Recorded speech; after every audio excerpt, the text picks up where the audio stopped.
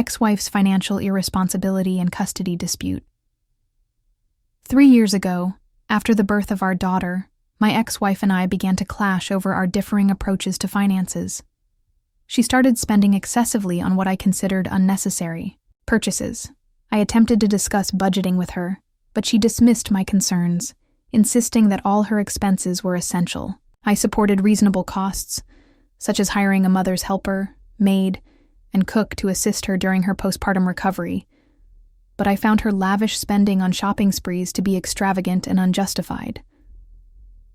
The situation escalated when she paid for her brother's college tuition using funds from our joint account without consulting me. This breach of trust was the final straw, leading me to file for divorce. We were granted equal custody of our daughter, who was still very young, and I was ordered to pay child support. Additionally, I had to divide my business with her. Unwilling to co-manage a company with her, I sold the business and gave her half of the proceeds. I then started a new business, which has been thriving.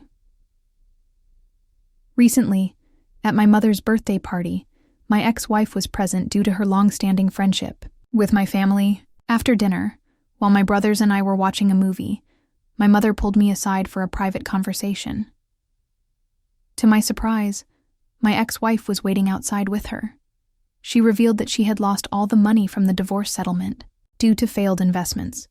She blamed me, claiming that if I had been more mature and continued running the business with her instead of selling it, she wouldn't be in this predicament. She disclosed that she had been evicted from her apartment and couldn't afford a hotel room, asking to stay at my house since, in her view, I was responsible for her financial ruin. I refused her request, suggesting instead that she leave our daughter with me temporarily and stay with a friend.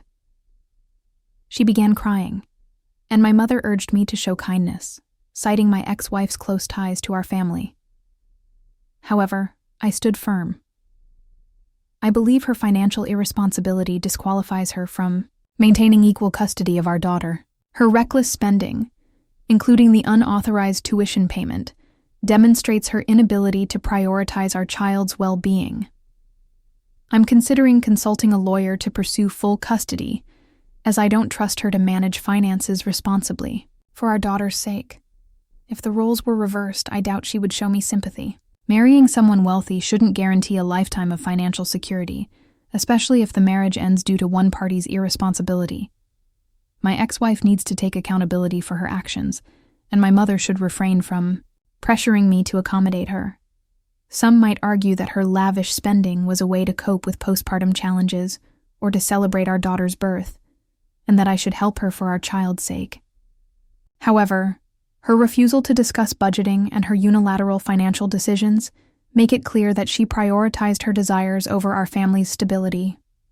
I'm not obligated to bail her out, but I'm open to ensuring our daughter's stability by taking on more responsibility for her care. Brother-in-law's insult and fragile ego. During a family dinner at my parents' house, I, a 19-year-old woman, was tasked with watching my nieces while my sister, 28, and her husband, my brother-in-law, helped prepare the meal. I wore a skirt that day, and while sitting next to my brother-in-law at the table, my skirt accidentally rode up slightly above my knee. He noticed, made a face, and loudly exclaimed, "Oh shoot, that's gross! You should have shaved. That hair isn't supposed to be there." His comment drew everyone's attention, creating an awkward moment. I responded calmly, "If it's not supposed to be there, then why does it grow there? Can you explain?" Flustered, he repeated that. "It just wasn't supposed to be there." I pointed to his mustache and said, "Well, I guess the same could be said about your little mustache, huh?" The table erupted in laughter, though some tried to suppress it. My brother-in-law's eyes widened, and an uncomfortable silence followed. He abruptly left for the bathroom, and my sister followed him. I overheard him having an emotional breakdown, questioning if something was wrong with his mustache. My brother and I couldn't help but giggle, but the dinner ended early because my brother-in-law insisted on leaving. Later, my sister scolded me, accusing me of overstepping and disrespecting someone older than me, her husband. She claimed I had insulted his manhood as he viewed his mustache as a symbol of masculinity and demanded an apology for psychologically harming him. I'm hesitant to apologize, as I believe his comment was inappropriate and rooted in outdated beauty standards. Shaming women for natural body hair is unfair, and his reaction exposed his fragile ego. If he can't handle a lighthearted retort, he shouldn't dish out insults. Some might argue I went too far by targeting his mustache, but his behavior was out of line. If he was scrutinizing my legs under the table, that's inappropriate, especially in our parents' home. My sister seems to be deflecting her husband's wandering eye onto me instead of addressing his conduct. I won't apologize, and if they visit again, I'll stand my ground. Perhaps we should all wear fake mustaches to make a point about his hypocrisy. Wife's opposition to sister's same-sex relationship. My wife and I have been married for 5 years, and she has known about my twin sister's sexual orientation since we met. About a year ago, my sister confided in me about her feelings for my wife's sister, Jennifer. She hesitated to act on them, unsure of Jennifer's orientation and uncomfortable with the idea of pursuing her sister-in-law. I encouraged her to explore the possibility, as I had noticed subtle flirting between them. To my sister's delight, Jennifer reciprocated her feelings, though she was still in the closet. They kept their relationship secret for months, but their happiness was evident to the family. Eventually, they decided to come out. My wife, myself, and our sisters met for dinner to discuss their relationship. My wife was shocked to learn her sister was gay and remained silent throughout the meal. As we left, she expressed her disapproval in the parking lot, calling their relationship disgusting and refusing to support or acknowledge it. She was also upset with me for not telling her sooner, but I had respected my sister's request to keep it confidential until they were ready. The situation worsened when my wife and her father visited Jennifer's house to talk sense into her while my sister was there. The confrontation turned heated, with screaming and accusations. I left work to intervene, arriving after their father had left. I pulled my wife out of the house and told her to go home. Our sisters were devastated, crying and shaken by the ordeal. At home, I confronted my wife, telling her she had no right to dictate her sister's life choices. I warned that if she couldn't accept their relationship, she should stay out of Jennifer's life entirely. She accused me and my sister of dividing her family and claimed I had no place telling her how to handle her sister's relationships. My wife insists she's not homophobic, as she has always supported my sister's orientation. However, her reaction suggests she's uncomfortable with her own sister being gay. I want my sister to be happy after our difficult childhood, but my wife's behavior is driving a wedge between us. Her father, who has always disliked me, exacerbated the situation by blaming me for making Jennifer gay. My mother-in-law, on the other hand, is supportive of the relationship. I believe my wife's actions, including her aggressive intervention with her father, were unacceptable and harmful. Some might argue I should try to mediate or see her perspective, but her refusal to accept her sister's happiness is rooted in prejudice. I'm reconsidering our marriage as her behavior has traumatized our sisters and revealed a side of her I can't ignore. I won't tolerate her terrorizing our family over a loving relationship. Mother-in-law's intrusion. After wife's passing. 10 months ago, my wife Nat passed away while we were separated but not yet divorced. We have a 3-year-old daughter, who now lives with me full-time and attends preschool, leaving me with time alone at home. My mother-in-law, who typically visits to see her granddaughter, has a key to my house, though she hadn't used it in a while.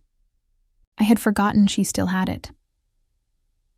One morning, I had a friend over when my mother-in-law unexpectedly let herself in, assuming it was her day to take my daughter to the park. Instead of leaving upon seeing me with someone, she berated me, calling me disgusting and irresponsible for being with another woman less than a year after Nat's passing. Her reaction humiliated my friend and me. After my friend left, she continued her tirade, accusing me of being an unfit father and disrespecting Nat's memory, despite our 4-month separation before her death. I told her to leave, and later learned she had shared my personal business with Nat's family, prompting her sisters to criticize me as well. Furious at her overreach, I banned her from entering my house, instructing her to call or text when she wants to see my daughter. When she realized I had changed the locks, she and Nat's family accused me of overreacting, arguing that she had a right to be upset about me moving on so soon. I believe I'm within my rights to set boundaries. As a widower, I don't owe anyone an explanation for my personal life, and my daughter's safety is my only obligation. My mother-in-law's uninvited entry and public shaming were unacceptable, and her grief doesn't justify her behavior. Some might argue her reaction stemmed from pain over her daughter's death, and that I should mend ties for my daughter's sake. However, her attempt to re-enter my home after being banned suggests entitlement, not remorse. I've ensured she can still see her granddaughter, but she must respect my boundaries. Neighbors' overreaction to child's question. I'm a 20-year-old woman living next to a family of 3, including a preteen girl named Sally. I've often watched Sally for free as a favor, especially since her mother, Giselle, became pregnant. Recently, Sally asked me how babies are made.